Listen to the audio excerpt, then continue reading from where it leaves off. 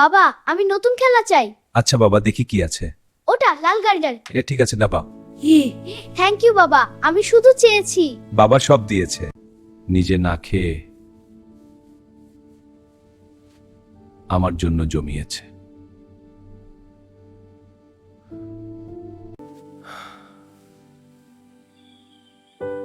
তখন বুঝলাম বাবা কত বড় যোদ্ধা ছিল। আজ যখন জীবনের বোঝা কাঁধে নিলাম,